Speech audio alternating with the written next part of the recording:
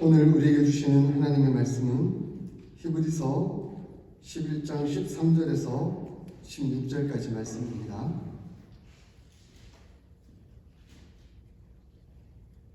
신약성경 365페이지 히브리서 11장 13절에서 16절까지 말씀. 짧은 본문이니까 우리 다 같이 한 목소리로 읽도록 하겠습니다. 시작.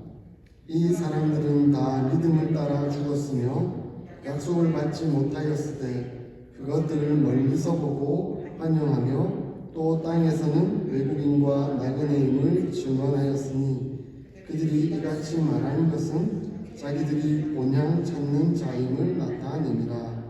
그들이 나온 바 본향을 생각하였더라면 돌아갈 기회가 있었으려니와 그들이 이제는 더 나은 본향을 사모하니 곧 하늘에 있는 것이라. 이러므로 하나님이 그들의 하나님이라 일컬음 받으심을 부끄러워하지 아니하시고 그들을 위하여 한 성을 예비하셨느니라. 아멘.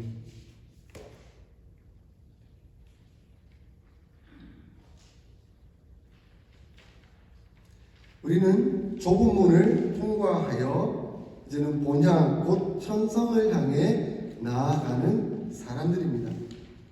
그래서 우리는 세상에 그냥 거저 왔다가 정처 없이 떠돌다가 거저 없이 가는 방랑자가 아니라 분명한 목적을 가지고 그 목적과 사명을 따라 살다가 다시 돌아갈 본향이 있는 순례자인 것이죠.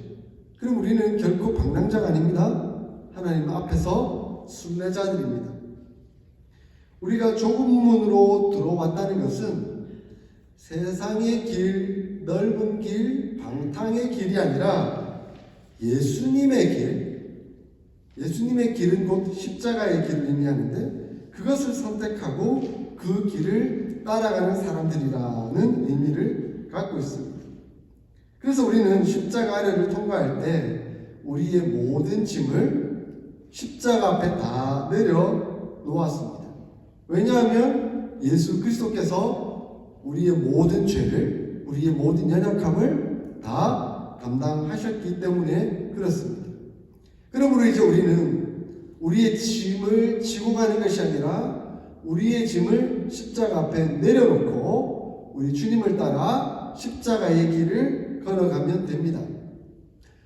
우리가 하나님을 따라 십자가의 길을 나섰을 때 하나님은 우리를 홀로 보내지 아니하시고 우리에게 놀라운 은혜의 것들을 베풀어 주셨습니다. 어떤 것들을 베풀어 주셨냐면 바로 우리에게 새 옷을 입혀 주셨습니다. 스가랴서 4장 4절에 보니까 여호와께서 자기 앞에 선 자들에게 명령하사 그 더러운 옷을 벗기라 하시고 또 여호수아에게 이르시되 내가 내 죄악을 제거하여 버렸으니 내게 아름다운 옷을 입으리라 라고 말씀하셨습니다. 우리의 모든 죄악이 다 벗어지면 우리는 아름답고 깨끗한 새 옷을 입게 될 것이다 라고 구약 선지자가 예언을 했던 것이죠. 그래서 이제 신약에 와서 우리의 모든 죄를 예수 그리스도께서 다 담당하셨으니 우리는 새 옷을 입게 되었다라고 사도 바울은 말씀합니다. 갈라디아서 3장 27절에 누구든지 그리스도와 합하기 위하여 세례를 받는 자는 그리스도로 옷 입었느니라 라고 말씀합니다. 우리 세례를 받으셨죠? 십자가 앞에 우리 모든 짐을 내려놓고 주님을 따라 나서셨죠? 하나님께서 우리에게 새 옷을 입혀주셨습니다. 어떤 옷? 예수 그리스도로 옷 입혀 주셨다라고 말씀합니다. 뿐만 아닙니다. 우리는 그 십자가의 길, 좁은 길을 따라 나섰을 때 성령의 인치심을 받았습니다. 성령 하나님께서 우리 가운데 임재하셨다는 것입니다. 그러므로 우리 안에 성령 하나님께서 내주하고 계십니다. 우리 홀로 보내지 않으셨습니다. 성령 하나님께서 동행하고 계십니다. 성령 하나님께서 우리를 인도하고 계시며 우리를 지키시며 보호하고 계십니다. 이것이 바로 성령의 인치심입니다. 뿐만 아니라 하나님 우리를 갈 때 실제적으로 우리 손에 두루마리를 쥐어주셨습니다. 그 두루마리는 곧 하나님의 말씀, 성경인 것이죠. 우리의 인생의 여정을 걸어갈 때 때로는 지치고 힘들고 어려울 때마다 그 두루마리를 펼쳐보고 그 두루마리 안에 기록된 내용을 보며 감동받고 위로받고 힘을 얻고 능력을 받아 그 길을 걸어가도록 하나님께서 우리 손에 두루마리를 쥐어 주신 것이죠. 그래서 에베소서 1장 13절에 그 안에서 너희도 진리의 말씀 곧 너희의 구원의 복음을 듣고 그 안에서 또한 믿어 약속의 성령으로 인치심을 받았다라고 말씀하셨어요. 우리가 성령의 인치심을 받았고 하나님의 말씀 두루마리를 전해 받았다라고 말씀하고 있습니다. 자, 우리가 이렇게 은혜를 받고 그것을 가지고 담대히 떠나면 능히 당할 것이 없죠. 그런데 세상은 만만치 않습니다. 우리가 순례의 길을 열심히 달려가지만 우리를 방해하는 모습들이 있습니다. 이 철로역정을 보면 크리스천이 이 좁은 길을 향해 열심히 달려가는데 그 가는 길에 족쇄를 찬 사람들을 만납니다. 3명의 사람을 만나는데 우메라는 사람과 나테라는 사람과 방자라는 사람을 만나게 됩니다. 이 사람들도 어찌어찌 좁은 길까지 들어오긴 했는데 이 족쇄를 차고 있는 거예요. 그래서 크리스천은 그들의 족쇄를 벗겨주고 함께 그 좁은 길을 전진해서 열심히 가려고 애를 씁니다. 그런데 그 크리스천의 노력에도 불구하고 이 3사람은 아랑곳하지 않고 복음에 대해서 아주 느슨한 태도를 갖습니다. 우메라는 사람은 이렇게 말합니다. 뭐가 그래 급해? 뭐가 그래 위험하다고 그렇게 서두나? 그냥 천천히 해. 천천히. 괜찮아. 이 복음의 중요성, 복음의 긴급성에 대해서 모르는 거죠. 우매합니다. 그러다 보니 그냥 관과하죠. 쉽게 생각해버립니다. 그랬더니 나테라는 사람이 이렇게 말합니다. 조금만 더 자고 조금만 더 쉬고 천천히 그냥 맛있는 것도 먹고 그냥 즐기면서 그냥 천천히 가면 되지 뭐 그렇게 서둘러서 가려고 하느냐라는 식으로 말합니다. 게으름을 부립니다. 신앙의 나태함을 보여주는 것이죠. 그리고 방자라는 사람은 그냥 방자하게 말합니다. 아니 사람마다 다 생각이 다르고 갈 길이 다 다른데 괜히 사람 생각들 괜히 끼어들지 말고 그 사람 힘들게 하지 말고 이래라 저래라 하지 말고 되게 앞가름이나 잘 하십시오. 이렇게 말합니다. 진리는 영원하고 유일한데 그것에 대해서 그냥 쉽게 생각해버리도록 만드는 거죠. 이게 오늘날 다원주의죠. 포스트 모더니즘. 네 생각도 옳고 내 생각도 옳고 종교도 이 종교도 옳고 다 옳으니까 그냥 가는 대로 다 내버려 두자라고 그냥 방자하게 그렇게 말합니다. 이렇게 생각하면서 신앙생활하면 목적지에 다다르기가 힘듭니다. 여러분은 어떤 생각을 하고 계세요? 어떤 신앙생활을 하고 계세요? 우매처럼, 나태처럼, 방자처럼 족쇄에 매여 하나님이 원하시는 그 길을 긴급하게 가지 못하고 있지는 않습니까? 근데 이 순례의 길을 가다 보면 더 심각한 사람들도 만납니다. 어떤 사람이냐면 좁은 문은 통과하지 않고 담장을 훌쩍 뛰어넘어 좁은 길에 들어선 사람들을 말합니다. 존 버니언 목사님은 천로역정이라는 책에서 이 사람들의 이름을 허울과 위선이라고 이름 짓고 있더라고요. 그들은 허영 지방 출신입니다. 그래서 늘 허영에 떨어요. 그래서 그들은 시온의 산에 가고 싶어 합니다. 하나님께서 베풀어 주신 그 축복의 산, 영광의 산, 시온산, 시온 도성에 가고 싶어 하는 것이죠. 그러나 그들이 그 시온산으로 가고 싶어 하는 목적은 하나님이 원하시는 목적이 아닙니다. 자신들이 원하는 목적이에요. 허영 출신인 것처럼 허영이 목적입니다. 하나님 예수님께 영광 돌려드리는 것이 자신들의 목적이 아니라 자신들이 어떻게 하면 찬양과 영광을 받을 수 있을지를 생각합니다. 좁은 길로 오면 존경받고 찬양받고 영광받는다니까 어찌 좁은 길까지 오기는 왔어요. 근데 예수 그리스도의 좁은 문을 통과하지 않고 그 길은 어렵고 힘드니까 그 십자가의 길을 통과하지 않고 담 넘어서 훌쩍 넘어와 버린 거죠. 영광만 받고 싶어서. 그래서 그들은 하나님의 뜻을 이루는 것에 목적이 있는 것이 아니라 자기가 복받는 것에 목적이 있습니다. 하나님의 뜻은 생각하지 않습니다. 하나님의 이름을 빌려 복만 받으려고 하는 것이죠. 그래서 그들은 좁은 문을 통과하여 십자가의 삶을 살아가는 것은 원하지 않습니다. 자기 십자가를 지고 십자가와 함께 고난을 받으라는 그 하나님의 예수님의 사도 바울의 명령은 지나쳐버리는 거죠. 간과해요. 자신들은 구원받기만 하면 되고 구원은 받되 이 세상에서의 모든 영광과 안락도 함께 누리고 싶어 합니다. 그러면서 교회에는 나와 경건한 척, 좁은 길을 가는 척, 남들보다 신앙이 우월한 척 그러면서 나아가고 있는 것이죠. 그들은 허울과 위선뿐입니다. 이름 그대로 허울과 위선이 그들의 신앙의 모습입니다.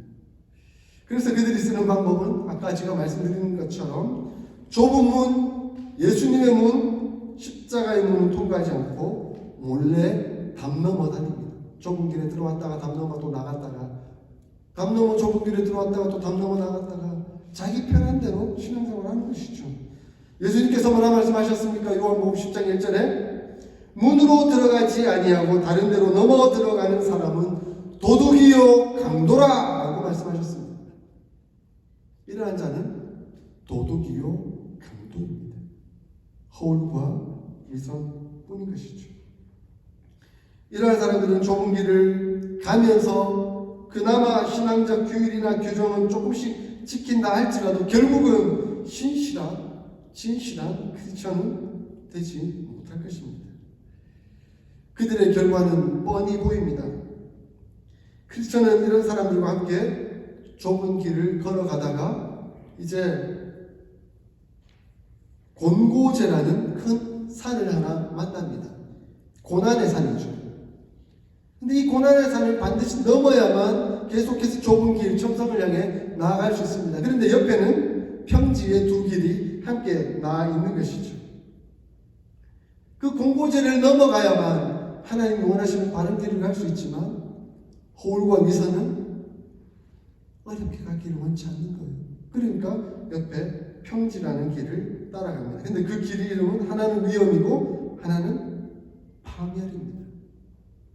신앙의 위험과 신앙의 파멸을 선택해 나가는 것이죠. 결국 이 허울과 위선이라는 사람은 그 위험과 파멸이라는 길을 선택해 갑니다. 처음에는 평지처럼 보일지 몰라도 그곳에는 엄청난 돌뿌리들이 많은 거예요. 이렇게 가다 돌뿌리에 넘어지고 저리 가다 돌뿌리에 넘어지고 그렇게 넘어지다가 결국은 일어나지 못하게 되고 파멸에 이르게 된 것이죠. 크리스천은 이 공고제를 견고히 힘있게 최선을 다해서 넘어가야 합니다. 십자가와 함께 복음과 함께 고난을 받는 것이 그리스도인의 임무이고 태도라는 것을 알기 때문에 그렇습니다. 근데 이 존보려 목사님은 절로역지라는 책 속에서 이 크리스천도 때로는 지쳐서 깜빡 잠이 들기도 한다 이렇게 표현이 되어 있더라고요. 근데 잠들어가지고 두루마리를 놓고 와버린 거예요. 그래서 그 공고제를 넘어가면서 힘든 과정을 거치니까 다시 하나님의 능력과 위로를 얻고 싶어서 두루마리를 찾아서 읽으려고 했는데 두루마리를 잃어버린 거예요. 잔다고 놓쳐버린 거죠. 그래서 잠잔 위치까지 다시 와서 그 두루마리 성경 말씀을 찾고 그 말씀을 읽으면서 위로와 능력을 다시 경험하면서 그 길을 걸어가고 있습니다. 사랑하는 성도 여러분, 때로는 우리는 공고제라는 힘든 산을 넘기도 합니다. 어렵기도 하죠. 지치기도 하죠. 그때마다 하나님의 말씀을 들고 계십시오. 하나님의 말씀을 펼쳐 읽으십시오. 그 말씀이 우리에게 능력이 되고 그 말씀이 힘이 됩니다. 이제 어두워도 밤이 찾아왔습니다. 이 크리스천이라는 사람이 어두운 밤길을 조심히 걸어가고 있는데 하고 사자울음 소리가 들립니다. 근데 그 사자울음 소리 뒤에 큰 저택이 하나 불빛이 보입니다. 이 크리스천은 저 집에 들어가서 오늘 하룻밤을 묵었으면 좋겠다 생각하고 그 집을 향합니다. 그 집의 이름이 뷰티풀입니다. 아름다운이라는 그런 집입니다. 근데 그 집에 가려고 했더니 그 집 앞에 문지기가 있습니다. 왓츠풀이라는 주의 깊은이라는 문지기가 그곳에 앉아 있고 그 곁에는 두 마리의 사자가 있습니다. 그 사자가 으르렁거리니까 너무 무서운 거예요. 어떻게 이 길을 지나가서 저 집에 갈까? 그랬더니 이 주의 깊은이라는 문지기가 이렇게 설명합니다. 이 사자들을 두려워할 필요는 없습니다.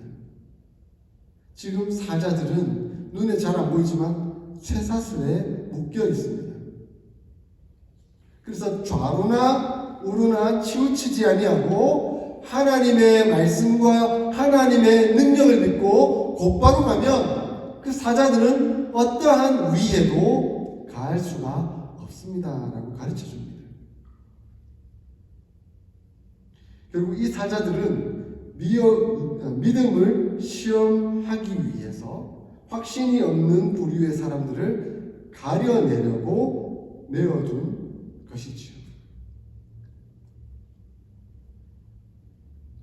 우리가 하나님을 믿는 믿음으로 담대함으로 좌로나 우로나 치우치지 아니하고 하나님의 말씀에 순종하여 그 길을 온전히 그대로 간다면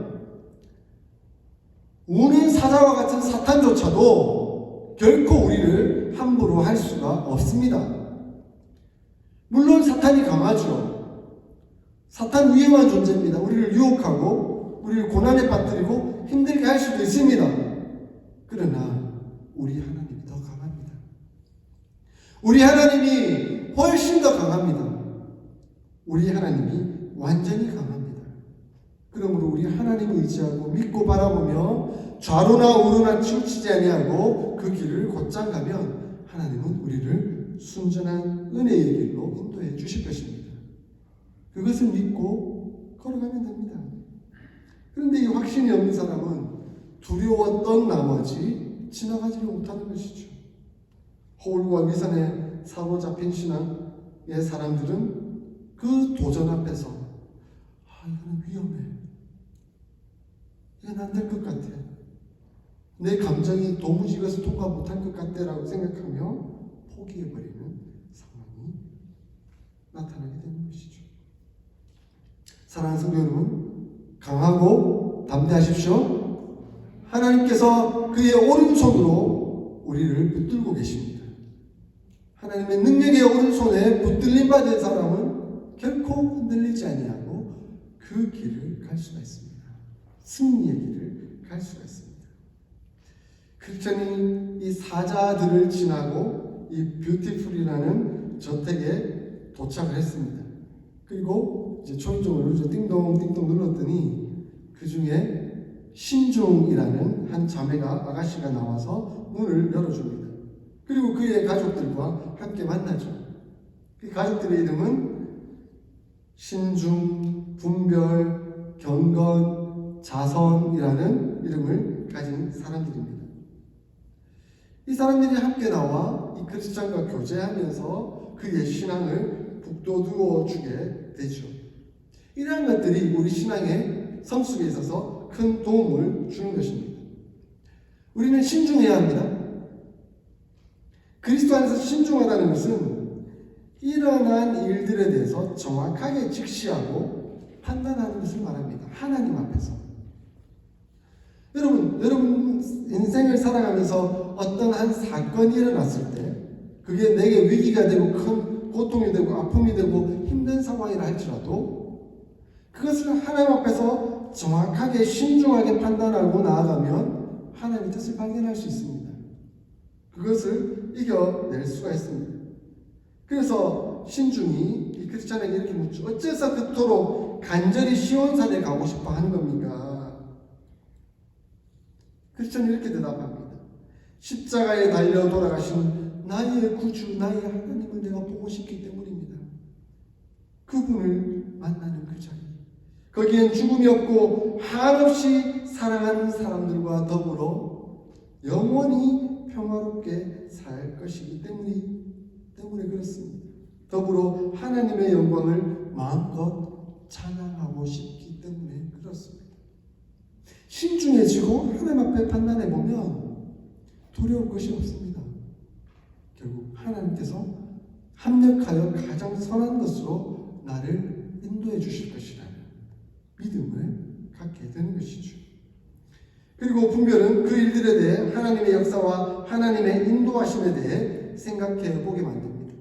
우리가 일어난 그 일들, 그 사건, 그 일들이 있었음에도 불구하고 하나님께서 우리의 삶의 면면을 어떻게 동행하시고 인도해 주셨는지.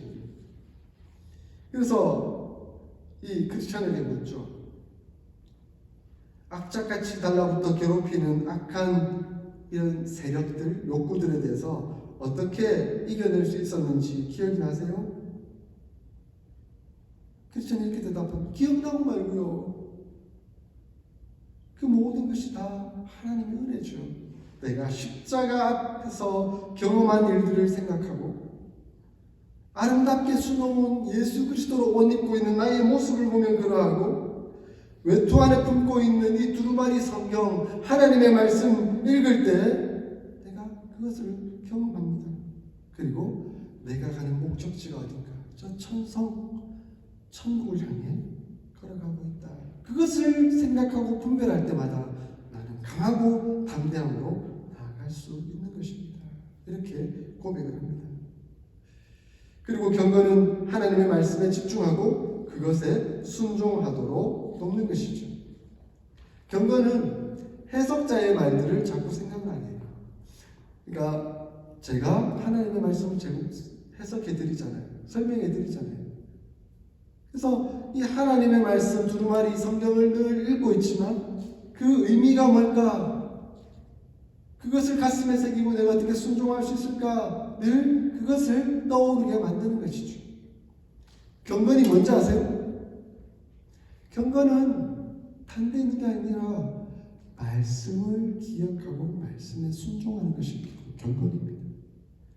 어디 가서 착각하지 마세요. 제가 성경을 만약에 성경 지식을 많이 한 것으로 평가한다면 저는 경건하다고 볼 수 있겠죠. 여러분보다 신학을 오래 공부했고 성경적 지식은 많으니까. 그러나 제가 만약에 알기만 하고 순종하지 않고 있다고 한다면 그 해석에 의해 따르지 않고 있다면 저는 경건하지 않는 거예요. 경건은 말씀을 이해하고 말씀이 해석한 대로 순종하며 따르는 것이 경건한 것입니다. 그리고 자선을 만나죠. 자선은 타인에 대해서 관심을 가지고 선행을 베풀도록 질문하고 그럼에도 불구하고 하나님 중심으로 되도록 이끌어 줍니다. 자선은 이 크리스천에게 물었죠. 당신의 가족 있으신가요? 결혼하셨어요? 근데 가족은 어디 갔나요? 근데 이 크리스천이 좁은 문을 통과해서 좁은 길로 나올 때 아내와 자녀들은 따라 나서지 않았거든요. 그 세상이 좋아서 그대로 있었거든요. 근데 자선은 그러면 왜 당신을 전도하지 못했습니까? 라고 물었을 때 내가 부족하죠. 연약하죠. 내가 경거망동해서 행동이 나빠서 만약에 자녀들이 따라오지 않았다고 한다면 그건 제 불찰입니다. 그 피에 대한 대가는 하나님께서 저에게 물을 것 같습니다. 그러나 만약에 그럼에도 불구하고 연약함에도 불구하고 제가 경건하게 최선을 다해 살아왔다고 한다면 하나님 그것을 인정하시고 그 피의 책임은 저에게 묻지 않을 것입니다. 그리고 그 가족들이 언젠가는 돌아올 수 있도록 하나님께서 도우시고 역사하실 것입니다.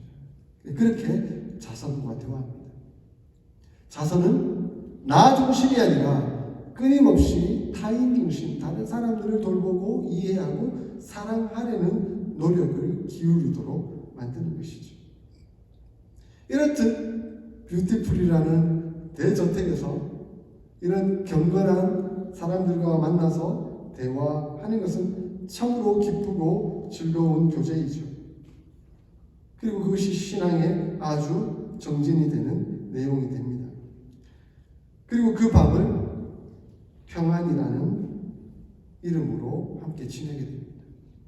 신앙인들이 함께 모여 하나님의 은혜를 나누고 함께 대화를 하는 그것이 얼마나 평화롭고 평안하며 안정이 되는 밤인가 하는 것을 말씀해 줍니다. 사랑하는 성도 여러분, 순례의 길을 우리가 나섰습니다. 순례의 길은 목적이 있는 길입니다. 방랑의 길이 아닙니다. 순례의 길은 예수님의 길입니다. 예수님의 길은 십자가의 길이죠. 십자가의 길을 쉽게 한마디로 말하면 제가 지금 이 십자가를 본받는 삶에 관해서 계속 논문을 쓰고 있잖아요. 핵심이 뭐냐? 사랑입니다. 사랑. 예수님이 왜 십자가를 지셨습니까?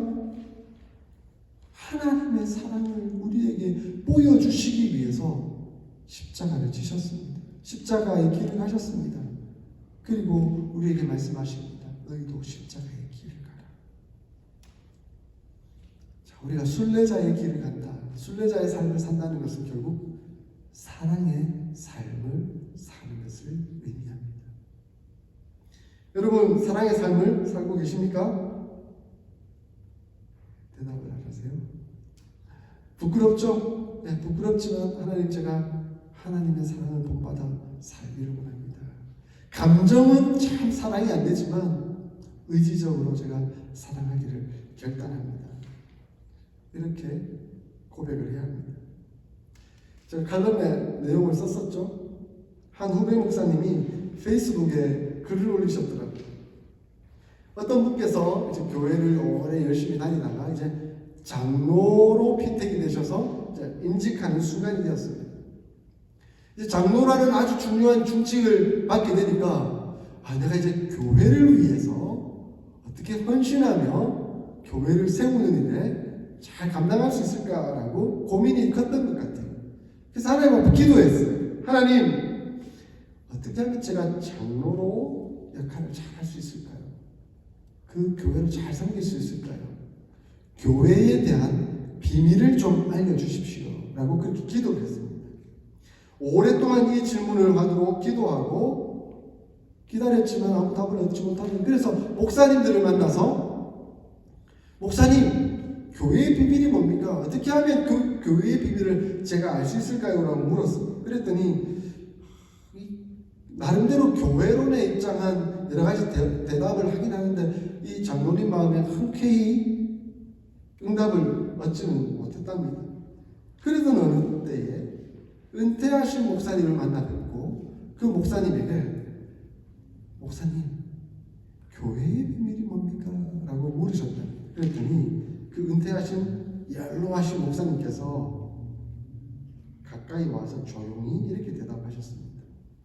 교회의 비밀이요? 장로님의 아내를 사랑하십시오. 그게 교회의 비밀입니다. 이렇게 대답을 했답니다. 그랬더니 장로님이 그것이군요 라고 깨달음을 얻었답니다. 근데 이 목사님이 이 어떤 장로님의 이 간증을 들으면서 자기도 신앙을 하고 신앙생활을 오래 해온 그 결론이 뭔가 가장 가까운 사람부터 사랑하는 그것이 교회의 비밀이고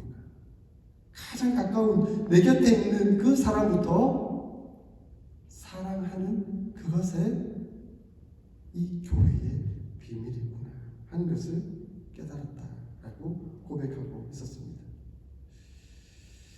예수님은 가장 가까운 제자들을 사랑하시되 끝까지 사랑하셨습니다. 배반하는 제자가 있었고 3번이나 저주하며 도망갔던 제자들도 있었습니다. 그럼에도 불구하고 예수님은 그들을 포기하지 아니하시고 사랑하시되 끝까지 사랑하셨습니다. 3번이나 저주하고 도망간 베드로를 부활하신 후 다시 만났을 때는 따뜻하게 조반을 지어 먹이시면서 3번이나 물으셨죠. 요한의 아들 시몬아, 네가 나를 사랑하느냐? 부끄러워서 어떻게 대답하겠어? 저주하고 도망갔는데 내가 죽기까지 주님을 따르겠습니다라고 큰 소리 쳤던 사람이 베드로인데 막상 그 일을 당하고 나니까 얼마나 부끄럽겠습니까? 그런데 예수님은 비난하거나 책망하지 아니하시고 조반을 따뜻하게 먹이시고 네가 나를 사랑하느냐? 베드로가 감히 대답을 못하죠. 네, 사랑합니다. 평소 같았으면 그렇게 대답했을 건데, 성질과 기질 같았으면. 근데 지금은 아이고 주님 아시잖아요. 이렇게 대답을 하죠. 그랬더니 예수님께서 뭐라고 말씀하십니까? 내 양을 먹이라. 내 양을 치라. 내 양을 먹이라. 네가 교회의 목회자가 된다면 그 일들을 감당하는 것. 그것이 교회의 비밀이다. 주는 그리스도시요 살아계신 하나님의 아들이십니다라고 대답했을 때 이 반석 위에 교회를 세우시겠다라고 우리 예수님께서 약속하셨습니다. 그래서 그 베드로를 통해 교회가 성장하게 됩니다. 그 비밀이 어디 있습니까? 사랑에 있습니다.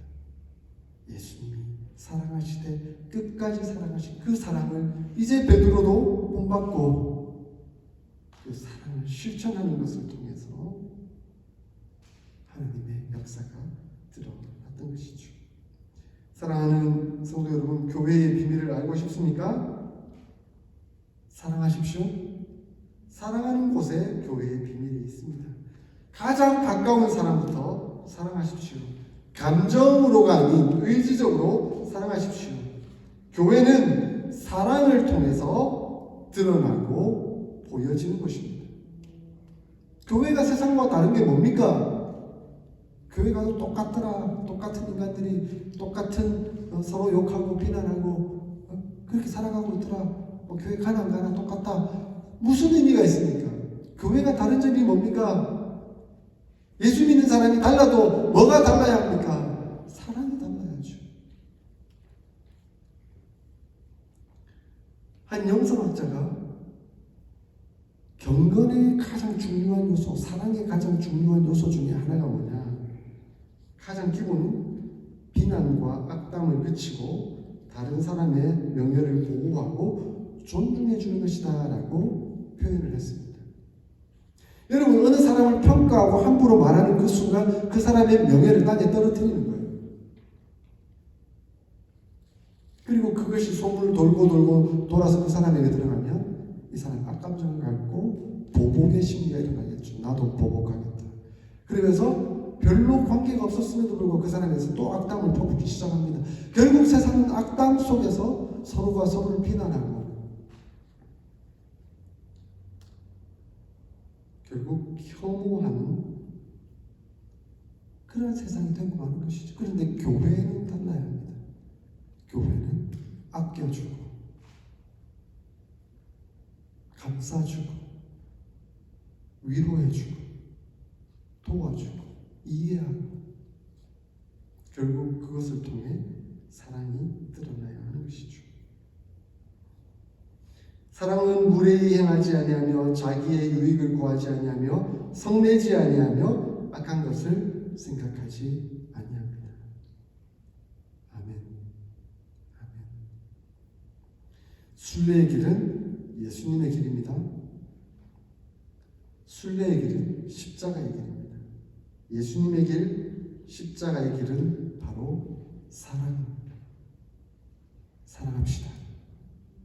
사랑은 쉽지는 않습니다. 쉬운 사랑은 감정적인 사랑이에요. 감정대로 하면 되니까. 그러나 어려운 사랑은 의지적인 사랑입니다. 아가페적인 사랑이죠.